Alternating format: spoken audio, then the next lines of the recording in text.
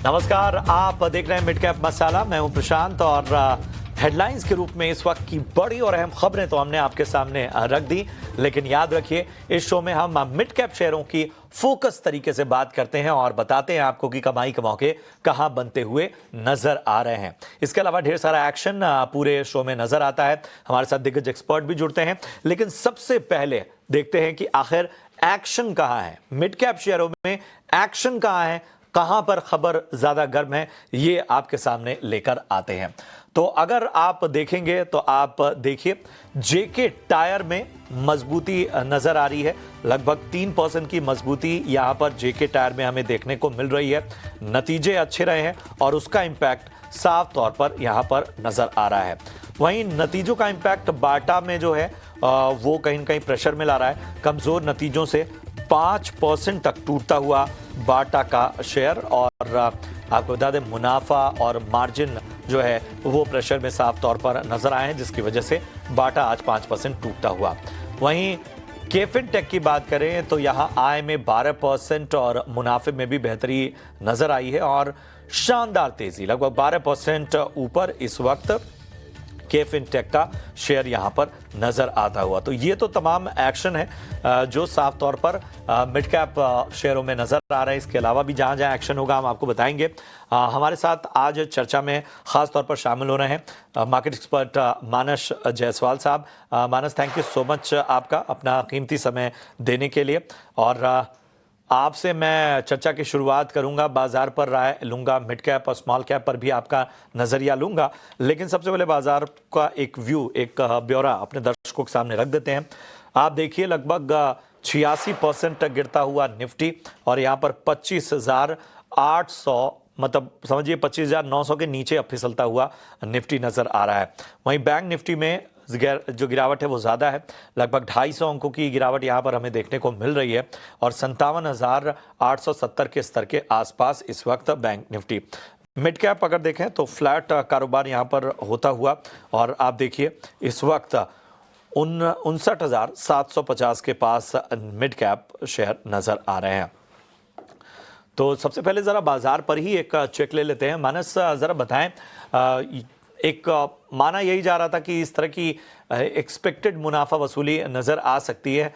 अभी भी ये है कि चूंकि बार बार बाजार जो है वो ख़ासतौर पे निफ्टी जो 26,000 का लेवल टेस्ट करना चाह रहा है, वहाँ से कहीं ना कहीं एक गिरावट नज़र आ रही है, एक साइकोलॉजिकल लेवल भी वो बनता जा रहा है। बताइए यहाँ से किन लेवल्स का ध्यान रखा जाए आज के दिन में? नमस्कार प्रशांत जी। तो देखिए कल एक रिकवरी देखने को मिली थी, लेकिन आज फॉलो बाइंग देखने को नहीं मिला।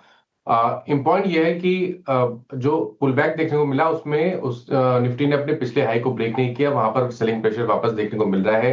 लेकिन फिर भी मेरा समझना यह है कि जब तक निफ्टी 10 डे मूविंग एवरेज के ऊपर ट्रेड कर रहा है, 25,700 के ऊपर ट्रेड कर रहा है, तब तक जो मार्केट का मेन ट्रेंड है वो बुलिश बना रहेगा। इसलिए आपके पास लॉन्ग पोजीशन है तो आप बने रह सकते हैं। लॉन्ग पोजीशन में 25,700 का स्टॉप लॉस, एक पोजीशन स्टॉप लॉस लगा के रखिए। अगर इस कंसोलिडेशन के बाद स्टॉक निफ्टी में ब्रेकआउट देखने को मिलेगा तो कम से कम 26,270, जो कि निफ्टी का ऑल टाइम हाई है, वहां तक निफ्टी जा सकता है। तो अभी तक का व्यू पॉजिटिव है। आपके पास लॉन्ग पोजीशन है, उसको होल्ड करें 25,700 के स्टॉप लॉस से।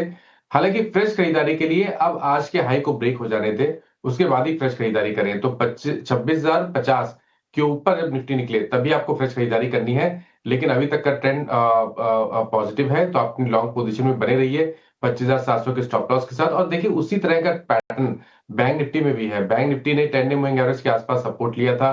तो जब तक बैंक निफ्टी अपने 10 डे मूविंग एवरेज के ऊपर ट्रेड कर रहा है, 57,400 के ऊपर ट्रेड कर रहा है, तब तक आप अपनी लॉन्ग पोजीशन में यहां पर भी बने रह सकते हैं। ट्रेंड तो जो मेन ट्रेंड है वो अभी भी पॉजिटिव बना हुआ है बैंक निफ्टी का।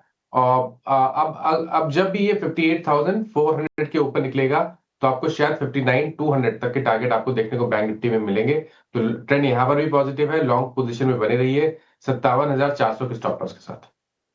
तो बैंक निफ्टी में 57,000 के 400 के स्टॉप लॉस के साथ लॉन्ग करने की आपको सलाह, बने रहने की आपको सलाह।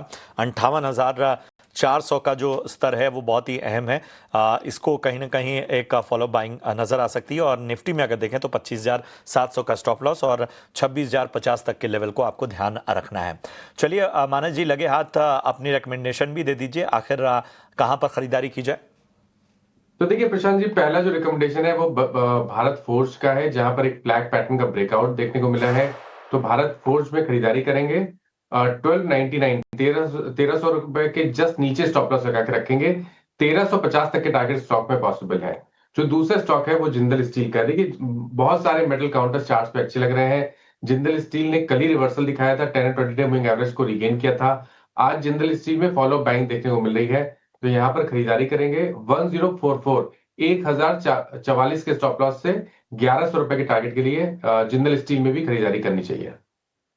चलिए, तो जिंदल स्टील में भी खरीदारी करने की सलाह, और इसके अलावा भारत फोर्ज भी जो है और वो यहाँ पर पसंद आता हुआ ख़ासतौर पे मानस जी को। तो ये तमाम स्टॉक्स हैं जो रिकमेंडेशंस के तौर पर आपके सामने हमारे एक्सपर्ट ने रखे। हम आगे भी चर्चा जारी रखेंगे, लेकिन फ़िलहाल नतीजों का दौर है। दिग्गज कंपनियों के नतीजे साफ तौर पर सामने आ रहे हैं, तो ज़रा उस पर फोकस करते हैं। और रेमंड की बात करें तो रेमंड ने अपनी दूसरी तिमाही के नतीजे जारी कर दिए हैं। नतीजों के बाद आगे की क्या योजना है, आउटलुक क्या है, बताने के लिए हमारे साथ जुड़ रहे हैं कंपनी के इंजीनियरिंग बिजनेस के सीईओ गौतम मैनी साहब। Gautam ji, thank you so much अपना समय देने के लिए। अच्छा लग रहा है आपसे बातचीत करते हुए। सबसे पहला जो मेरा सवाल है गौतम जी आपसे, वो ये है कि ज़रा हमें विस्तार से बताइए कि आखिर वो की ड्राइवर्स क्या रहे हैं, खासतौर पे जो कंसोलिडेटेड एबिटा मार्जिन में एक डिक्लाइन नज़र आया है ईयर ऑन ईयर बेसिस पे, उस पे, और प्रॉफिट बिफोर टैक्स जो है ईयर ऑन ईयर बेसिस पे जो डाउन हुआ है, उसकी क्या वजह है?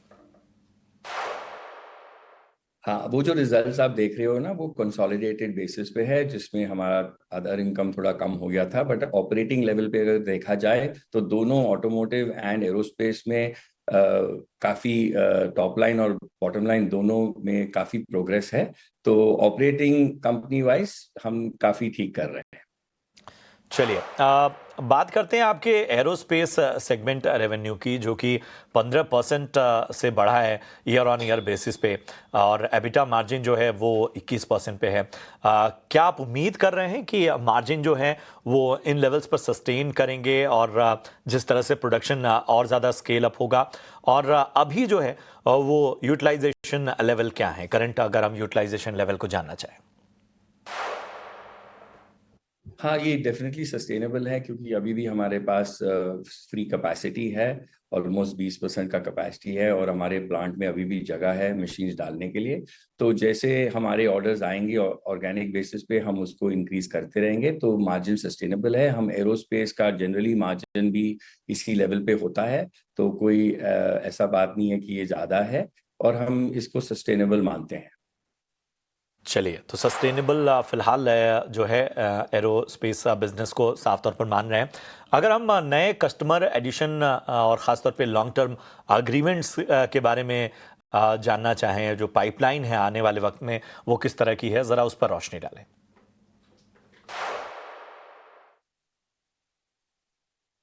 रहते हैं, क्योंकि अभी जो ग्रोथ करने के लिए हमको वो करना पड़ता है। एक तो कस्टमर्स ऐड करने पड़ते हैं, और कस्टमर से ज़्यादा कंपोनेंट्स लाने पड़ते हैं। तो इसके लिए काफ़ी एफर्ट है कि हम अभी तक आई थिंक 25 कस्टमर्स हो चुके हैं, और ये गिनती बढ़ती जाएगी। बेहतर ही है, और उसका इम्पैक्ट भी ख़ास तौर पे आपके पूरे बिजनेस में नज़र भी आता है। और अगर हम नेट कैश पॉजिटिव को देखें तो वो लगातार जो है वो सस्टेन करता हुआ नज़र आ रहा है। अब ये जो सरप्लस अमाउंट है, सरप्लस बिजनेस के तमाम फिगर्स हैं, इसके डिप्लॉयमेंट की आगे क्या योजना है? अभी ऐसा है कि हम काफ़ी काम कर रहे हैं हर एक एरिया में, कि हम ग्रोथ स्ट्रैटेजी कैसे करें और कहाँ पे करें। और जैसे हमारे प्लान्स फाइनलाइज होते हैं तो आपको पता ही चल जाएगा, और उसके बारे में फिर उस टाइम बात करेंगे। बट दुनिया का माहौल काफ़ी पॉजिटिव है, स्पेशली एरोस्पेस में, और हम स्ट्रैटेजिक डिस्कशन उस टाइम कर सकते हैं। शुक्रिया करेंगे गौतम जी, अच्छा लगा आपसे बातचीत करते हुए, और उम्मीद यही करेंगे कि जो योजनाएं हैं, आपकी आउटलुक है, वो और इसी तरह से मजबूत हो, और जहां पे भी सुधार की गुंजाइश है वो भी और ज़्यादा बेहतर हो। Thank you so much sir, अपना कीमती समय हमें देने के लिए। आपको, आपकी टीम को, आपके कारोबार के लिए हमारी ओर से शुभकामनाएं। चलिए, लगे हाथ रेमंड पर एक राय भी ले लेते हैं, और हमारे साथ मानस लगातार बने हुए हैं। आप देखिए रेमंड जो है वो नतीजों के बाद लगभग आज 2% से ज़्यादा की गिरावट हमें देखने को मिल रही है। पिछले 5 ट्रेडिंग सेशन में भी बहुत ख़ास मोमेंटम हमें देखने को नहीं मिला है। पिछले 6 महीने में देखें तो एक ज़बरदस्त गिरावट का शिकार जो है वो ये रेमंड नज़र आया है। आप देखिए बहुत ही ऊपरी स्तरों से यहाँ पर एक कहीं ना कहीं गिरावट देखने को मिली है और एक एक्शन जो है वो कहीं ना कहीं नदारद नज़र आ रहा है। फिर भी दिग्गज कंपनी इसको एक अलग नज़रिए से और बाकी जो डेवलपमेंट्स हैं उसको भी इसमें शामिल करना होगा। मानस जी, कंपनी के तमाम डेवलपमेंट्स, नतीजे और आगे के आउटलुक, इन सारी चीज़ों को देखते हुए ज़रा बताइए रेमंड यहाँ से कैसा लगता है आपको? देखिए, अगर हम ट्रेंड की बात करें तो ट्रेंड तो नेगेटिव है, क्योंकि जुलाई के मंथ में स्टॉक ने 770 के आसपास का हाइज बनाए थे और उसके बाद लगातार हमें लोअर टॉप लोअर बॉटम दिख रहे हैं। पिछले करीब 15 सेशन देखें तो ये जो 15 सेशन निकले हैं ये 200 मूविंग एवरेज के नीचे निकले हैं।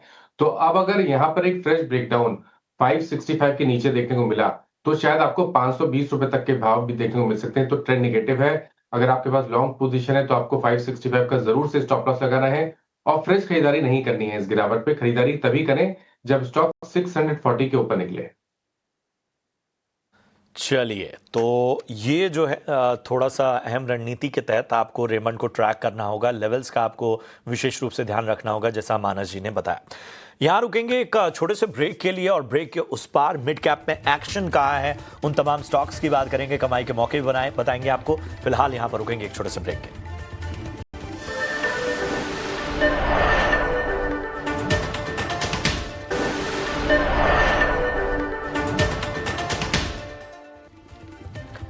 स्वागत है आपका ब्रेक के बाद और आप देख रहे हैं मिड कैप मसाला। चलिए बढ़ते हैं अपने खास सेगमेंट ऑप्शंस के चैंपियन की तरफ।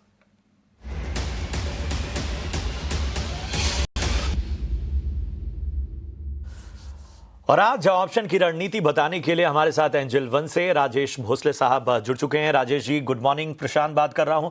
बताइए ऑप्शन की रणनीति आज के लिए क्या होगी? जी नमस्कार प्रशांत जी, आपकी आवाज से ही मैं पहचान जाता हूँ। Good morning.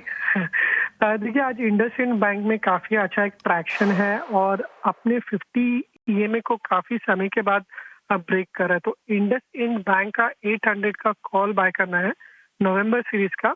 ये अराउंड 22 के आसपास ट्रेड कर रहा है। 15 के स्टॉप लॉस से बाय करना है फॉर द टारगेट्स ऑफ 36। इसका जो लॉट साइज है 700 का है, तो जो मैक्सिमम रिस्क है वो होगा 4900 का एंड जो टारगेट एक्सपेक्टेशंस है वो है 2800 के। ठीक है, तो ये है राय ऑप्शन की रणनीति के तौर पर आती हुई राजेश जी की तरफ से। इंडसइंड बैंक में खरीदारी करनी है। शुक्रिया करेंगे राजेश जी अपनी अहम रणनीति बताने के लिए। लेवल्स बता देता हूं, 800 की कॉल आपको खरीदनी है 22 रुपए के, और नवंबर सीरीज की ये ऑप्शन की कॉल आपको बाय करनी है। इसके अलावा याद रखिए स्टॉप लॉस 15 का, लक्ष्य यहाँ 36 तक के, नुकसान 9800 तक का नजर आ सकता है और माफ कीजिएगा नुकसान जो है यहाँ पे 4900 का नजर आ सकता है, मुनाफा 9800 तक का नजर आ सकता है।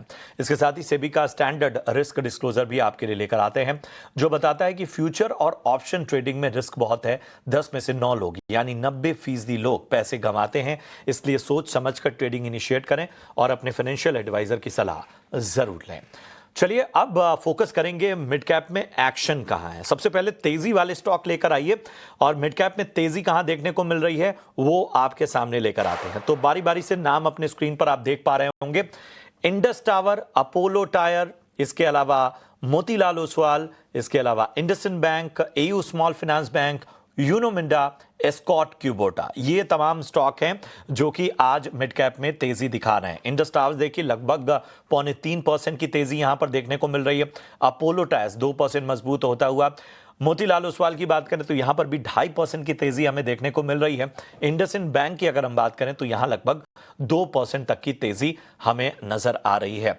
इसके अलावा कुछ और स्टॉक जैसे यूनो मिंडा, स्कॉट्स क्यूबोटा जैसे स्टॉक्स भी हैं जहां पर तेजी देखने को मिल रही है। मानस, सबसे पहले तेजी वाले स्टॉक्स की जरा बात करते हैं। बताइए इनमें से कुछ पसंद आता है क्या आपको? तो देखिए, जिन स्टॉक्स के बारे में आपने बात की उसमें इंडस स्टार एक ऐसा स्टॉक है जहां पर हमने अपने क्लाइंट्स को कल एक रिकमेंडेशन दिया था। ये एक डिस्क्लोजर है, पैटर्न पॉजिटिव है। आज भी अगर आप देखें तो फॉलो बाइंग देखने को मिल रही है। जो नेक्स्ट टारगेट होगा वो करीब 405 का होगा, 405 रुपए के पोजिशन टारगेट के लिए आप करंट लेवल्स पे खरीदारी कर सकते हैं। स्टॉप लॉस 369 के नीचे आपको लगा के रखना है।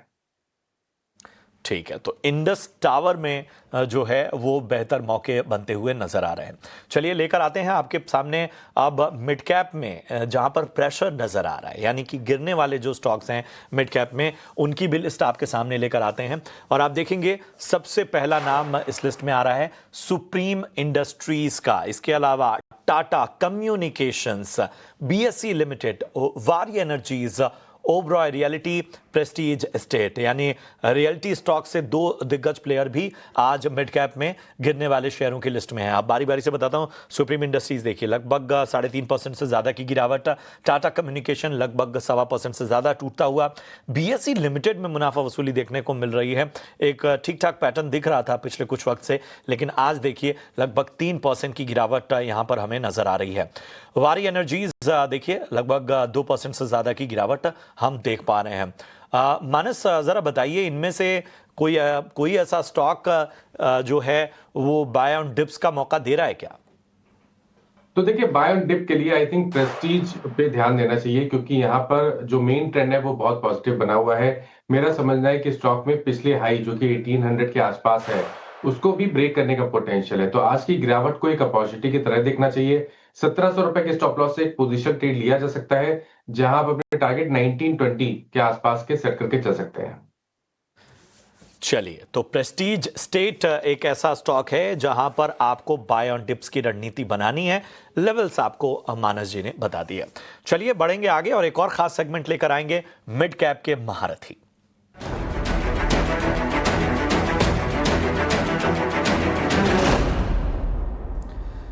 और हमारे साथ एसबीआई कैप सिक्योरिटीज से सनी अग्रवाल जुड़ चुके हैं। Sunny, thank you so much अपना समय देने के लिए। प्रशांत बात कर रहा हूं। हमें ज़रा बताइए, सबसे पहले तो क्विक एक बाजार पे नज़रिया दीजिए और उसके बाद बताइए आज मिड कैप के महारथी में आपकी पसंद क्या है? Good morning Prashant ji, and thanks for having me on the show.